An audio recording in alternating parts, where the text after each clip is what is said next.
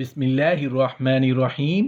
السلام علیکم ورحمۃ اللہ وبرکاتہ۔ والدہ کے دوپٹے کی طاقت۔ محترم ناظرین، لوگ کہتے ہیں، میں کہتا ہوں، آپ کہتے ہیں، بلکہ ہم سب کہتے ہیں کہ ہمیں ترقی چاہیے، ہمیں کامیابی چاہیے، ہمیں برائٹ فیوچر چاہیے۔ میری بات پر یقین کر لو، کیونکہ قسم میں کھاتا۔ میری بات پر یقین کرنا کہ جس کے ماں باپ اس سے راضی ہیں نا، جس کے ساتھ ماں باپ کی دعائیں ہیں، اس کو پھر ترقی سے کوئی روک نہیں سکتا، اس کو پھر کامیابی سے کوئی روک نہیں سکتا، اس کے بیڑے پار ہی ہونے ہیں۔ اور اگر ساری دنیا واہ واہ کر رہی ہو لیکن اس کے ماں باپ پریشان ہوں، اس کے ماں باپ اس سے ناراض ہوں، وہ والدین کو ستاتا ہو، تو سمجھ جانا اس کی بربادی ہونی ہی ہے۔ ماں باپ کو تنگ نہ کیا کرو، بالخصوص ماں کی قدر کیا کرو، کیونکہ ماں کا کوئی نعم البدل، اور یہ ماں دعا دے دے تو بندہ کدھر سے کدھر پہنچ جاتا ہے۔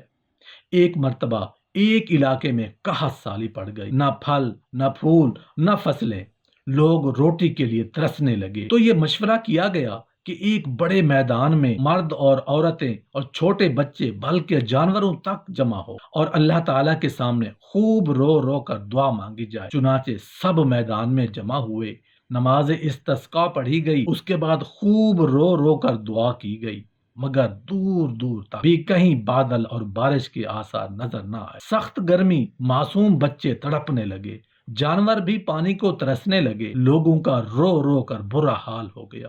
صبح سے عصر تک یہ عمل جاری رہا، مگر امید کی کرن نظر نہ آئی۔ جس وقت لوگ دعا مانگتے ہوئے خوب گریہ زاری میں مصروف تھے، تو ایک مسافر نوجوان اس میدان کے قریب سے گزرا۔ اس نے اونٹ کی مہر پکڑی ہوئی تھی، خود پیدل چل رہا تھا، جبکہ اونٹ پر کوئی پردہ نشین عورت سوار۔ اس نے اتنے لوگوں کی آہوزاری کرتے دیکھا تو اونٹ ایک جگہ روکا اور قریب کے لوگوں سے صورتحال معلوم کرنے کے بعد اپنے اونٹ کے قریب آیا اور دعا کے لیے ہاتھ اٹھائے۔ ابھی ہاتھ نیچے نہیں آئے تھے کہ خوب چھم چھم بارش برسنے۔ ایک عالم نے اس نوجوان سے پوچھا کہ آپ کتنے خوش نصیب اور مستجاب الدعوات انسان ہیں۔ تو اس نوجوان نے جواب دیا کہ در حقیقت اونٹ پر سوار میری والدہ ہے۔ میں نے اپنی والدہ کی چادر کا ایک ٹکڑا پکڑ کر اللہ تعالیٰ سے دعا مانگی کہ اے پروردگار عالم، یہ میری نیک پاک دامن والدہ ہیں،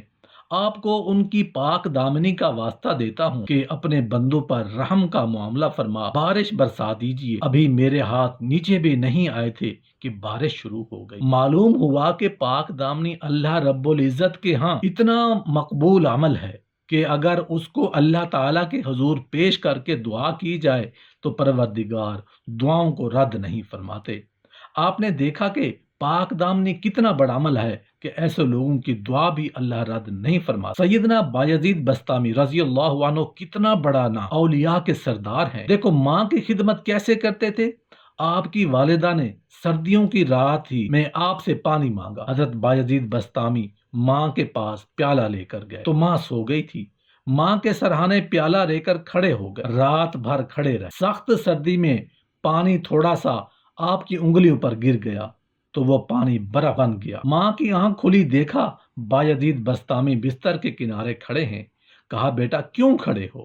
کہا ماں آپ نے رات پانی مانگا تھا نا، اس لیے کھڑا رہا کہ نہ جانے کب آنکھ کھل جائے۔ اب جب پانی دینے کے لیے پیالہ الگ کیا تو وہ برف چمٹی ہوئی چپک گئی، تو جب وہ برف الگ ہوئی تو ہاتھ سے خون نکلنے لگا۔ حضرت بایزید بستامی رحمت اللہ علیہ کی ماں نے جب یہ دیکھا نہ کہ بیٹا ساری رات کھڑا رہا اور اب اس کا ہاتھ بھی خون سے لہولہان ہو گیا، حضرت بایزید بستامی کی ماں نے پتہ ہے اس رات کیا دعا کی؟ یا اللہ میں اس سے راضی ہوں، تو بھی اس سے راضی ہو جا۔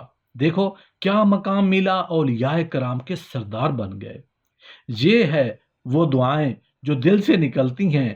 ماں باپ کی خدمت ایسی کرو کہ ان کے دل سے دعا نکلے۔ جب وہ دعا نکلے گی پھر وہ کام بننے آپ سوچ نہیں سکتے۔